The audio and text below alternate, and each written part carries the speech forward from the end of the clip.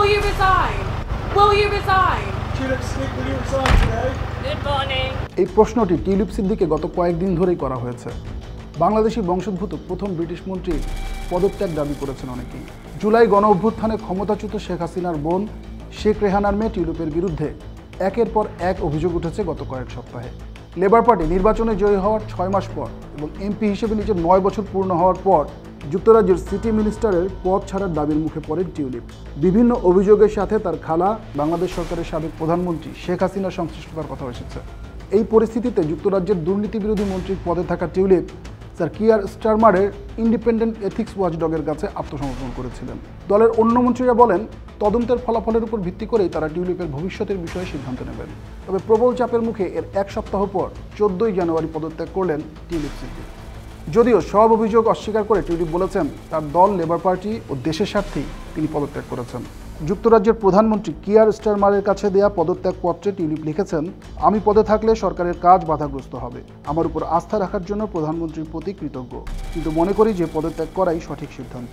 Sir lorry Magnus, যিনি সরকারের নৈতিকতা বিষয়ক প্রধান, একটি গভীর তদন্তের পর নিশ্চিত করেছেন যে আমি মন্ত্রিসভার বিধি লঙ্ঘন করিনি। আমার সম্পত্তি নিয়ে কোনো অনিয়মের প্রমাণ পাওয়া যায়নি।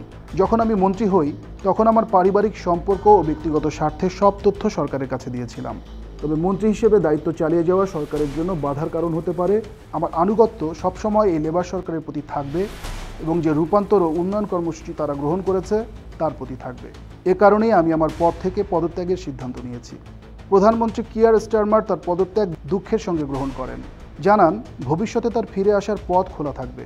তিনি উল্লেখ করেন যে নৈতিকতা পর্যালোচনায় কোনো নিয়ম ভাঙা বা আর্থিক দুর্নীতির প্রমাণ পাওয়া যায়নি টিউলিপের বিরুদ্ধে। কনজারভেটিভ এমপি কেমি ব্যাডেনক গত সপ্তাহে সিদ্দিকের পদত্যাগ দাবি করেছিলেন। পদত্যাগের পর তিনি বলেন যে সিদ্দিকের পদে থাকা সম্ভব ছিল না। স্টারমারের সাথে বন্ধুত্বের কারণেই পদক্ষেপ নিতে দেরি করেছেন তিনি। কী কারণে পদত্যাগে বাধ্য হলেন টিউলিপ সিদ্দিক? তার বিরুদ্ধে অভিযোগগুলো কী? যুক্তরাজ্যের হ্যামস্টেড ও হাইগেটের 42 বছর বয়সী এমপি টিউলিপকে 3টি আলাদা অভিযোগে তদন্তের মুখে পড়তে হয়। লন্ডনে 3টি সম্পত্তি থেকে তিনি আর্থিকভাবে সুবিধা পেয়েছেন, যা খালা শেখ হাসিনা এবং তার সহযোগীদের সঙ্গে সম্পর্কিত। তো টিউলিপের বিরুদ্ধে সম্পত্তি সংক্রান্ত 3টি অভিযোগ কী? প্রথম অভিযোগটি উত্তর লন্ডনের ফিঞ্চলিতে 21 লাখ পাউন্ড মূল্যের একটি বাড়ি নিয়ে। এই বাড়িটি বর্তমানে সিদ্দিক ভাড়া নিয়ে বসবাস করছেন। বাড়িটি ব্যবসায়ী আব্দুল করিম নাজিমের মালিকানাধীন, যিনি তার খালা শেখ হাসিনার আওয়ামী লীগ পার্টির যুক্তরাজ্য শাখার একজন নির্বাহী সদস্য। দ্বিতীয় অভিযোগটি কিংস ক্রুসের একটি ফ্ল্যাট নিয়ে, যা টিউলিপ সিদ্দিকের নিজস্ব মালিকানাধীন। ফাইন্যান্সিয়াল টাইমস রিপোর্ট করেছে যে এই বাড়িটি তাকে দিয়েছেন আব্দুল মোতালিফ নামে এক ব্যক্তি, যিনি আওয়ামী লীগের সদস্যদের একজন সহযোগী। তৃতীয় অভিযোগ উত্তর লন্ডনের একটি ফ্ল্যাট নিয়ে, যা টিউলিপের নামে ছিল, এখন তার বোন আজমিনা সিদ্দিক রূপন্তীর নামে।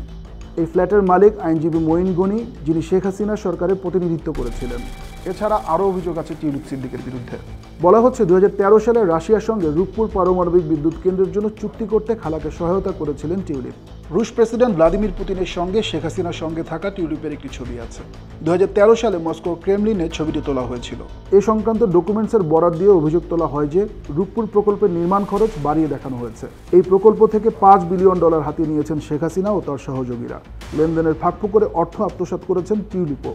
এই রূপপুর পারমাণবিক বিদ্যুৎ কেন্দ্র প্রকল্পটি মূলত রাশিয়ার অর্থায়নে হচ্ছে।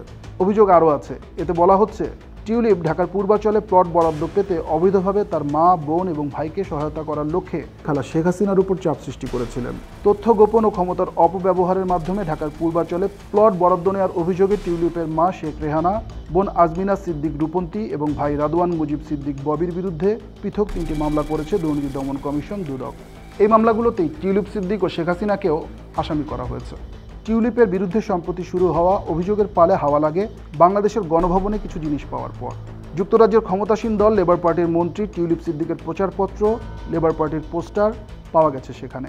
শনিবার অন্তর্বর্তী সরকারের অনুমতি নিয়ে গণভবনে প্রবেশ করে আরও অনেক কিছুর মধ্যে এসব দেখতে পেয়েছেন দ্য সানডে টাইমসের প্রতিবেদক।